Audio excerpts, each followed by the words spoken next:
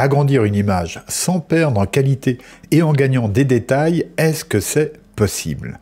Eh bien, il y a quelque temps encore, je vous aurais dit qu'il n'y avait pas de solution satisfaisante pour agrandir une photographie ou une image bitmap trop petite dont la définition ne permettra pas une impression de qualité ou une intégration dans un site web de manière satisfaisante. Le résultat aurait été une image pixelisée avec un aliasing important et une perte de détails visible. Et c'est normal, comment recréer des détails qui ne sont plus présents en tant qu'information dans une image trop compressée ou trop petite? Eh bien, figurez-vous que la solution viendra de l'IA, de l'intelligence artificielle, dont je vous ai déjà parlé ici pour la rédaction de texte avec Jarvis, devenu Jasper entre-temps, et qui offre là une aide précieuse pour la rédaction rapide de contenu. Donc aujourd'hui, c'est bien d'images dont je vais vous parler, avec un agrandissement conséquent par 2, 4 ou 6 fois la taille, voire plus, tout en regagnant de l'information, c'est-à-dire du détail dans l'image.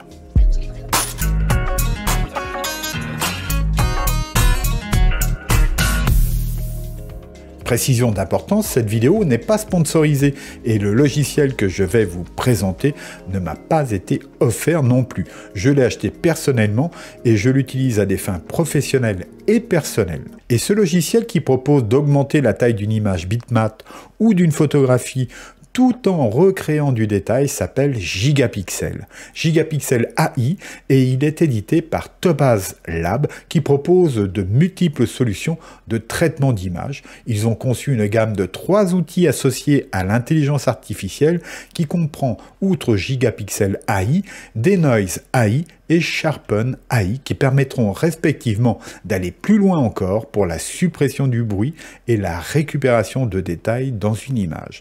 Ils ont aussi une solution pour la vidéo avec Video Enhance AI. Il s'agit de logiciels commerciaux, j'y reviendrai en fin de vidéo. Après cette courte présentation, je vous propose de passer directement à la pratique et à la magie du logiciel avec un premier exemple de redimensionnement sur un logo. Eh bien c'est parti, nous voici donc face à Gigapixel AI. Son interface est assez simple comme vous pouvez le voir. Quand on le lance, on a une première zone dans laquelle on va placer nos images, puisqu'on peut en placer plusieurs, on peut même y mettre carrément un dossier dès le départ. Ici, il vous est proposé un tutoriel, hein, donc voilà.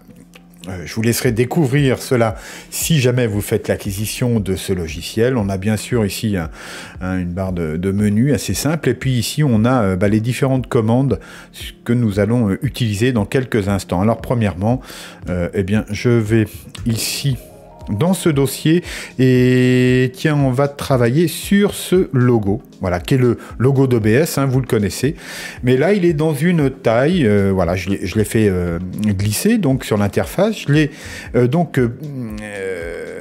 il apparaît ici, alors je vais me mettre en vue standard, non, en vue comme ça, voilà, et puis voilà, comme ça, hein, on va créer un peu de suspense tout de même. Donc là, c'est une image qui fait 480 par 480 pixels et que le logiciel me propose de transformer en une image multipliée par 4 qui fera au final 1920 par 1920 pixels.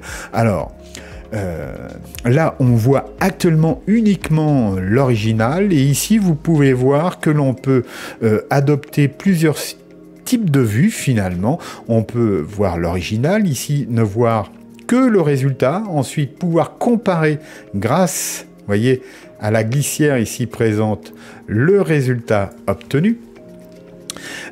Ici, on aura quelque chose de face à face, un face à face, hein, et puis là, on aura une vue de comparaison entre tous les modes qui nous sont proposés ici. Voilà, en tout cas que l'on pourra sélectionner. Donc, pour parler de la suite de l'interface, là on a un niveau de zoom hein, qui a été établi donc à 71%, et pour que ça soit plus explicite pour nous, eh bien on va mettre ça à 100%. Voilà. Donc, je mets ça à 100%, je cache ici le résultat pour l'instant, n'est-ce pas? Et puis, je vous présente brièvement les autres réglages disponibles ici sur la droite. Alors, premièrement, on va choisir un petit peu le mode de redimensionnement. Est-ce que ça va être un redimensionnement tout simple en multipliant avec un coefficient ou en choisissant par exemple la largeur d'arrivée ou la hauteur d'arrivée. Alors, il y a aussi un autre mode qui est le mode de crop. Donc là, on va d'abord découper l'image que l'on souhaite donc agrandir, donc directement à partir de gigapixels. Bon, moi personnellement, je ferais cette opération en amont si j'avais à le faire, mais sachez que c'est aussi disponible ici. Et puis ensuite, vous choisirez, comme ici, le facteur de grossissement. Alors, on peut le diviser par 2, comme vous pouvez le voir avec le 0,5 ici. Bon, c'est pas trop l'utilité, mais c'est encore possible. Et voilà, c'est un redimensionnement inférieur, donc dans ce cas-là, hein, mais qui sera drivé par l'intelligence artificielle. Donc voilà, c'est pas l'objet de la vidéo. Et nous, ce qui nous intéresse, c'est vraiment de grossir et de regagner de l'information. Et puis ici, vous avez une possibilité de mettre ce que vous voulez. Hein. Alors attention, hein, parce que c'est gourmand en ressources tout de même, mais dans certains cas, ben, vous pouvez aller au-delà de 6 fois. Alors, si on descend, là, voilà, c'est ici que se trouvent les outils d'intelligence artificielle. Ils nous sont proposés pour l'instant au nombre de 5.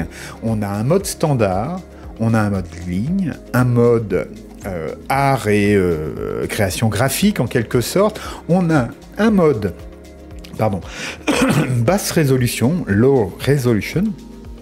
Et on a un mode very compressed, c'est-à-dire très compressé.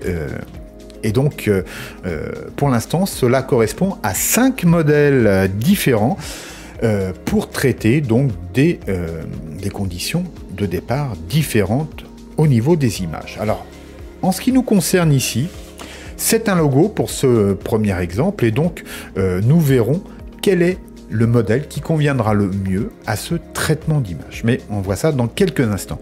Ensuite, on redescend un petit peu.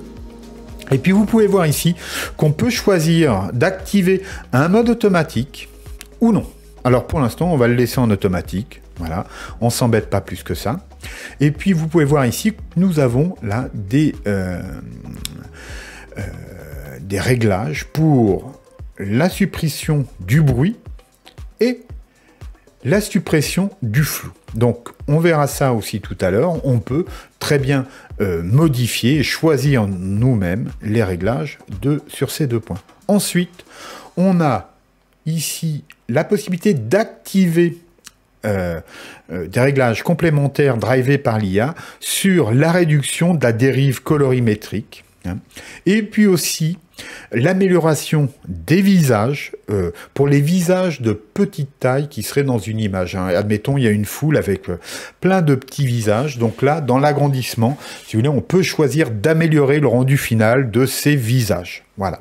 Donc, ils sont activés par défaut. Hein. Là, il n'y a aucun intérêt à les supprimer parce que le modèle va tout de suite voir qu'il n'y a pas de visage ici dans cette image. Alors, on en arrive à ce que vous voulez savoir. On a cette image de départ qui fait 480 par 480 pixels.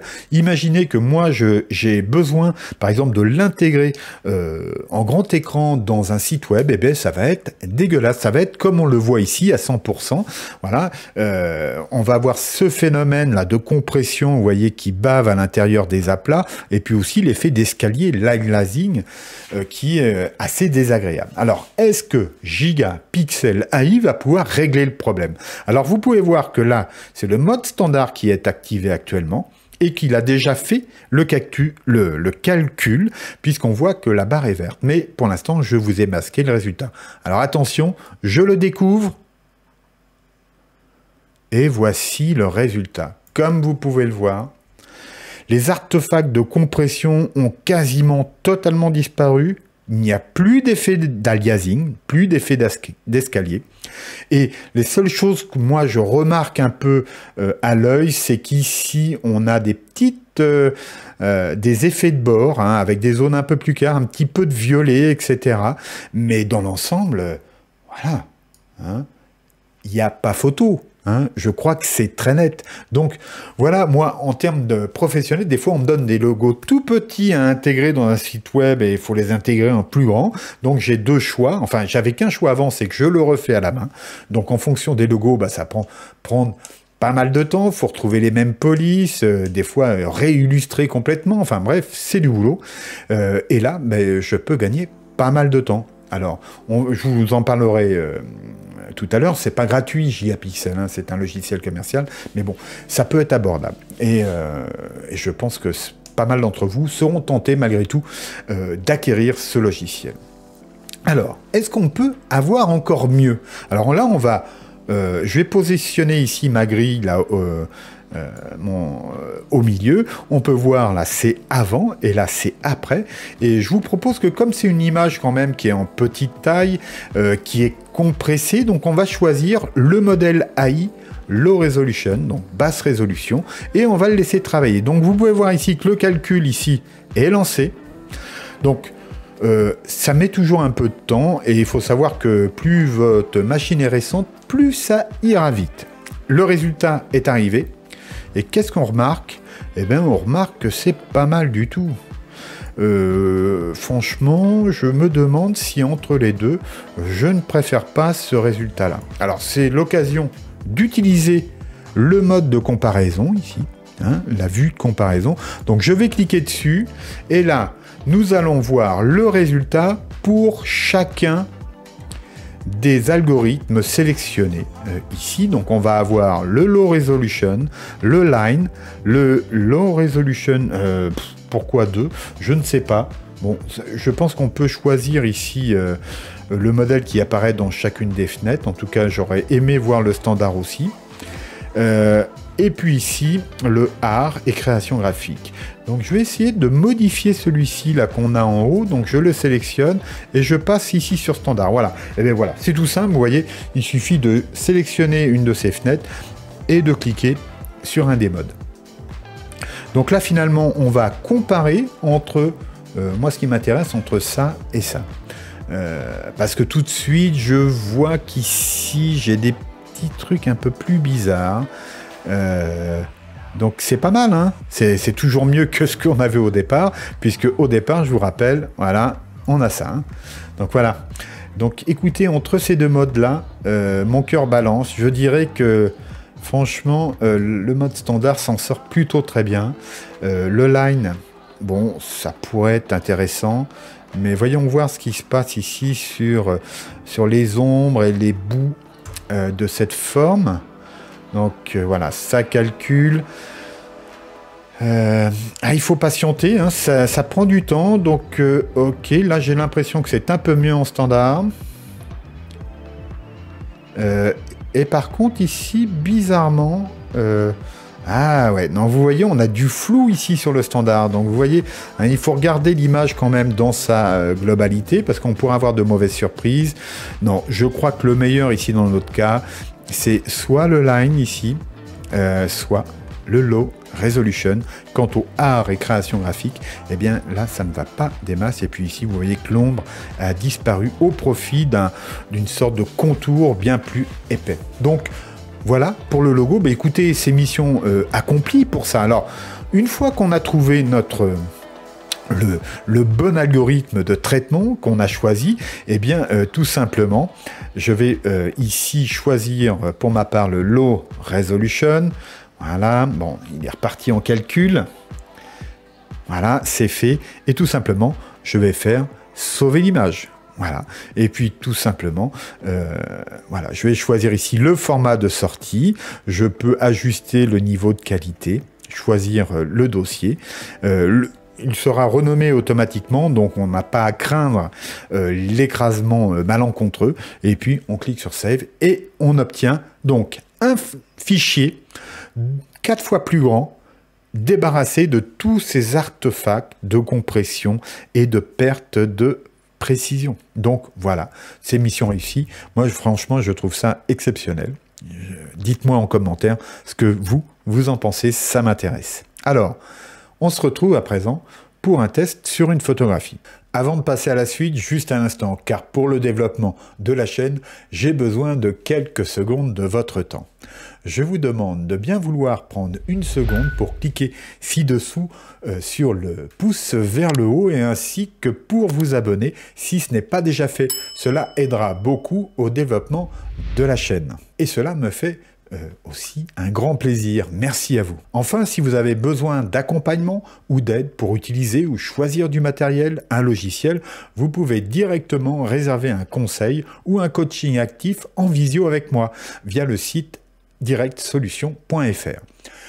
30 minutes, 1 heure, totalement dédié à vos questions. Vous trouverez quelques témoignages, les expertises auxquelles je réponds et la possibilité de réserver en quelques clics.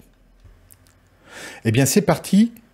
Je vais chercher une photo. Alors, c'est une photographie de mon père que j'ai pu récupérer sur un site en ligne, puisque c'est grâce à une connaissance de mon village d'origine que cette photo a pu être publiée. C'est Carole Gascard, que je salue et que je remercie pour son formidable travail. Et donc, cette photographie qu'elle a numérisée est issue visiblement d'un petit cliché, voire d'un petit négatif. Et donc, quel va être le résultat d'agrandissement, puisque là on part d'une photographie qui fait 1153 par 1731 pixels, et si je souhaite la faire imprimer sur un A4 ou un A3 à 300 dpi par exemple, pour avoir vraiment une belle qualité d'impression, eh bien ce fichier est trop petit. Alors est-ce que Gigapixel va me permettre de l'agrandir tout en préservant les détails, voire même en rajoutant un peu? Eh bien, je ne vous fais pas languir plus longtemps. Là, vous voyez, on est en mode standard. J'ai laissé le mode automatique. Et découvrons ensemble ce qui se passe. Alors, regardez bien. Je vais baisser un peu le zoom cette fois-ci. Je vais me mettre ici, voilà, à 50%. Donc, excusez-moi, ça va recalculer un peu, mais on a compris le système. Ça reste assez rapide, parce que je vois aussi, je veux vous faire voir ce qui se passe aussi sur le fond. Donc, vous voyez, là, c'est terminé. Donc, regardez ce qui se passe. Déjà, sur le fond, vous voyez, c'est beaucoup plus propre. Même on va dire, les blessures ont été redéfinies. C'est-à-dire que c'est vraiment si là, on avait un super scan de la photographie. Et puis, regardez au niveau, par exemple, des cheveux. Eh bien, on récupère du détail. Regardez au niveau des yeux. Des sourcils, on récupère de l'information. Cette information a été recréée par l'intelligence artificielle. Et effectivement, comme vous pouvez le voir, l'image a été multipliée par 4. Et donc, je vais pouvoir réaliser ce portrait qui me tient à cœur dans un format beaucoup plus grand et dans la qualité que je souhaite. Alors, vous allez me dire, est-ce que là, on aurait de meilleurs résultats avec les autres modes? Donc j'ai testé, vous vous en doutez peut-être, et dans ce cas-là, moi ce que j'ai fait, c'est plutôt ici passer en mode manuel, si je puis dire, et puis j'avais, je crois, voilà, baissé un petit peu le flou, comme ça, voilà, et augmenter un peu la suppression du bruit. Donc on va le laisser mouliner et vous verrez qu'on obtient une amélioration de la photographie. Voilà, c'est fait. En tout cas, à mon goût. Vous voyez, notamment sur le fond, vous voyez, là, c'est assez net. Donc oui, et même sur le visage, voilà, je leur ai dit, il n'y a pas photo. Merci Gigapixel. On retrouve là une qualité qu'on n'avait pas au départ. Donc, voilà, je pense qu'il n'y a pas grand-chose d'autre à dire sur ce logiciel. Je vous donne des précisions juste après, mais c'est vraiment assez formidable de pouvoir restaurer ainsi des vieilles photographies ou même des plus récentes qu'on aurait en petit, qu'on aurait récupérées sur Instagram, par exemple. Je vous donne des idées, mais quand on les récupère sur Instagram, elles sont petites et fortement compressées. Eh bien, quand vous les passez dans Gigapixel, vous allez leur redonner à la fois une plus grande taille et une meilleure précision dans les détails grâce à l'intelligence artificielle. Donc je vous donne quelques précisions juste après. Impressionnant, n'est-ce pas? Et je pense qu'au fur et à mesure du temps, les algorithmes à la manœuvre dans ce logiciel vont s'améliorer et proposer des résultats encore meilleurs. Alors, mettez-moi dans les commentaires si ce logiciel tel que Gigapixel vous intéresse et pour quelle utilisation. Cela m'intéresse beaucoup de le savoir. Alors, Gigapixel est actuellement disponible au prix de 79,99 € et le pack de logiciels est disponible à un tarif avantageux. Il vous donne droit à 1 an de mise à jour, après quoi il faudra renouveler la licence pour bénéficier d'une nouvelle année de mise à jour. Je vous mets tous les liens en description, certains pourront être affiliés prochainement. Enfin, je pense que je vous reparlerai aussi de Gigapixel bientôt, car il est possible de sortir de son cadre habituel d'utilisation. Surprise. Alors sur ce, je vous dis à bientôt, gardez-vous bien, au revoir.